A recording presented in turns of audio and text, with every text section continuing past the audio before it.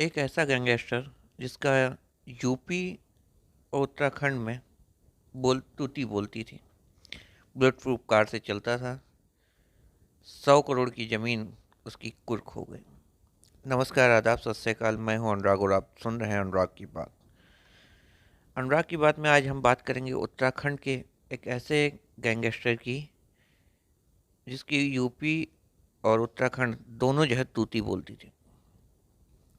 उत्तराखंड का गैंगस्टर और चिटहेरा भूमि घोटाले का मुख्य आरोपी यशपाल तोमर की कंपनी को ग्रेटर नोएडा की एंटी फोर्स सीमित माफी चाहेंगे समिति एंटी फोर्स समिति ने भूमाफिया घोषित कर दिया है। पिछले दिनों मेरठ के ब्रह्मपुरी थाने में दर्ज एक गैंगस्टर एक्ट के मुकदमे के तहत यशपाल की संपत्ति को जब्त की जा चुकी है और उस पर कार्रवाई हो चुकी है। ग्रेटर नोएडा में यशपाल तोमर की 135 बीघे जमीन पर कुर्की की कार्रवाई हो गई है। जमीन की कीमत करीब 100 करोड़ रुपए के आसपास बताई जा रही है। मेरठ के दो थाने ब्रह्मपुरी और परातापुर के साथ ही ग्रेटर नोएडा के दादरी थाने की पुलिस और 70 लोगों को सीओ क्यूआरटी की टीम पहुंची। साथ में पुलिस के आला अधिकारी भी थे। पिछले 15 दिनों से मेरठ के एएसपी ब्रह्मपुरी विवेक चंद्र यादव इसकी कुंडली खंगाल रहे थे। जो यशपाल तोमर है उसकी कुंडली विवेक चंद्र यादव जी खंगाल रहे थे। इसी थाने में 2020 में इसके खिलाफ मुकदमा दर्ज किया गया था। हरिद्वार एसटीएफ की मदद ली। इसके पास बागपत, ग्रेटर नोएडा, दादरी में इसकी ज़मीनें होने की जानकारी मिली है। बाकी ज़मीनों की कुर्की भी जल्द हो जाएगी। कभी पश्चिमी यूपी और उत्तराखंड में यशपाल तोमर की तोती बोलती थी, मगर हरिद्वार पुलिस ने पिछले दिनों यशपाल को दिल्ली से गिरफ्तार करने के बाद रोशनाबाद जेल में बंद कर दिया है। रसूख हवा में हो गया और अब कब्जाई गई ज़मीनों की कुर्की शुरू हो गई है। मेरठ एसपी विवेक ने बताया कि ब्रह्मपुरी थाने में यशपाल तोमर के खिलाफ मामले कई दर्ज हैं। वह गैंगस्टर एक्ट में भी वांछित है। पुलिस ने इसकी संपत्ति की जानकारी निकाली तो पता चला कि अपने 3 नौकर कर्मवीर, बेलू और कृष्णपाल के नाम पर यहाँ ज़मीनें ली हैं। तीनों का एक जॉइंट अकाउंट खुलवाया। यशपाल के ससुर ज्ञानचंद के अकाउंट से उस खाते में रुपए का ट्रांजैक्शन किया गया। एसपी विवेक ने बताया कि जिस खातों में से ट्रांजैक्शन हुए उनको फ्रीज कर दिया गया।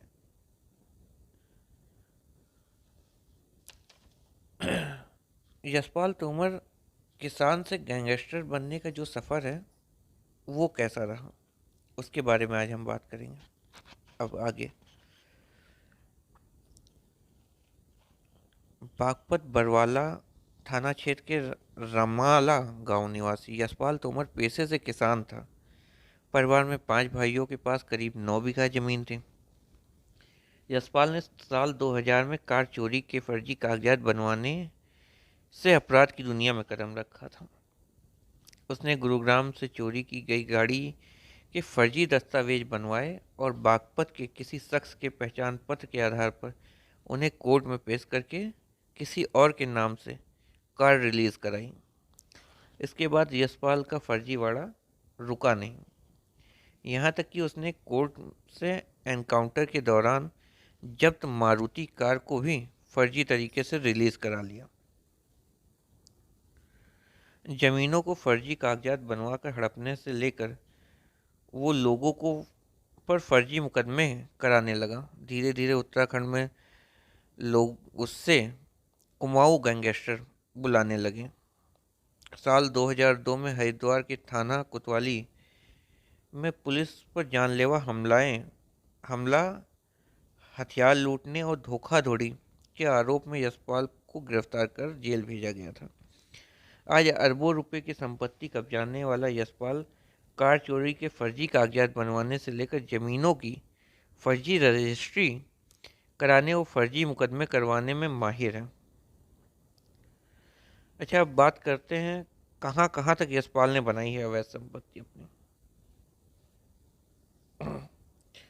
जिस 140 बीघा जमीन पर यशपाल कॉलोनी बनवाने की तैयारी में था, अरबों रुपए की यह जमीन उसके 3 नौकर कृष्णपाल, कर्मवीर, वेलू के नाम थी। यशपाल के ससुर ज्ञानचंद का भी इसमें नाम आ रहा है। दरअसल जमीन का कुछ हिस्सा अधिग्रहण में चला गया था, जिसका पैसा उसके ससुर ज्ञानचंद के खाते में गया था। मेरठ के एएसपी ब्रह्मपुरी विवेक यादव ने बताया था कि यशपाल दिल्ली, देहरादून, ग्रेटर नोएडा सहित अन्य जिलों में भी ऐसी संपत्ति अवैध तरीके से बनाई है, और वो गुमराह करने के लिए ये सारी ज़मीनें अपने रिश्तेदारों के नाम से खरीदी थी। 20 बीघा जमीन के चक्कर में कराया हमला। यशपाल ने ये भी मेरठ के एसपी क्राइम अनीत कुमार के अनुसार 9 नवंबर 2020 को यशपाल तोमर ने दिल्ली के एक निर्माण विहार में रहने वाले गिरधर चावला, उसके ड्राइवर गौरव पर मेरठ में 20 बीघा जमीन हथियाने के लिए शूटर बुलवाकर जानलेवा हमला कराया था। मेरठ की बिजली बम्बा बाईपास पर गौरव को गोली भी लगी थी। बाद में गिरफ्तारी तो नहीं हुई, मुकदमा कराया गया था।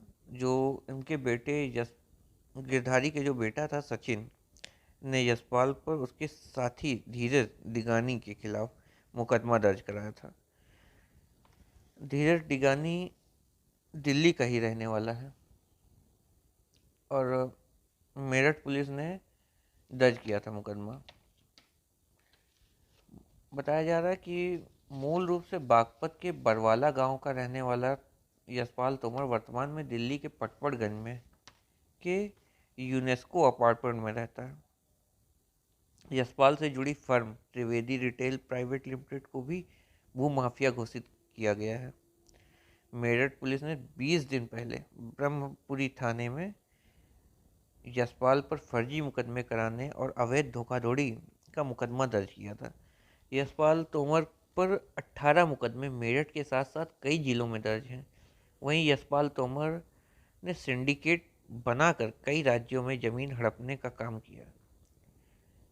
यशपाल उत्तराखंड का बड़ा गैंगस्टर है। यह पहले अपने गिरोह के लोगों द्वारा हत्या, बलात्कार, अपहरण, जान से मारने की धमकी और रोड एक्सीडेंट जैसे काम को अंजाम देकर लोगों को उसमें फंसाता था। लोगों पर मुकदमा दर्ज कराकर उन्हें जेल भिजवा देता था। सलाखों के पीछे भेजते ही साथी यशपाल पीड़ित लोगों से समझौते के नाम पर ब्लैकमेल का खेल खेलता था। अब सीधे बात करते हैं कि कहाँ कहाँ जब्त हो चुकी है संपत्ति यशपाल की। यशपाल की 153 करोड़ की जमीन एसटीएफ द्वारा हरिद्वार में जब्त कर चुकी है। सप्ताह भर पहले लोनी रेल विहार कॉलोनी ने यशपाल की 11.5 करोड़ कीमत की 2 संपत्तियों को प्रशासन ने कुर्क कर लिया। अप्रैल 2022 में बागपत में यशपाल के लगभग 118 लाख कीमत की 2 प्लॉट और कृषि भूमि को कुर्क कर सील कर दिया।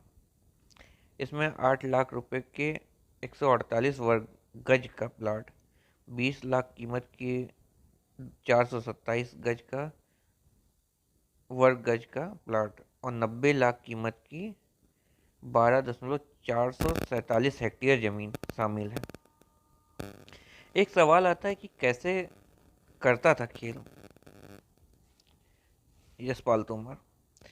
साल 2004 में हरिद्वार के व्यापारी के खिलाफ थाना सरसावा और साहिबाबाद थाने में अपने साथियों के साथ मिलकर अपहरण, बलात्कार के फर्जी मुकदमे दर्ज कराए।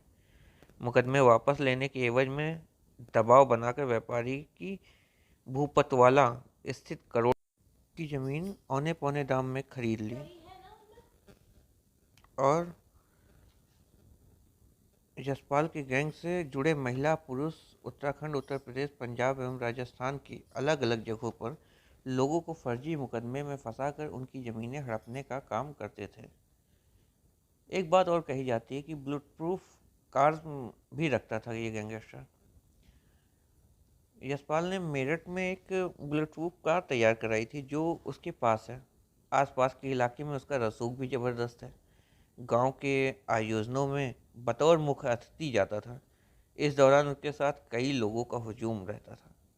गैंगस्टर यशपाल पर मेरठ, हरिद्वार, नैनीताल, सहारनपुर, गाजियाबाद में तमाम आपराधिक धाराओं में मुकदमे भी दर्ज हैं।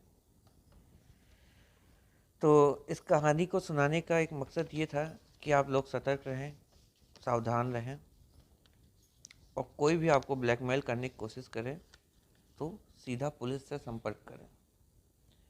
चलिए कल फिर मिलते हैं किसी और नई कहानी के साथ।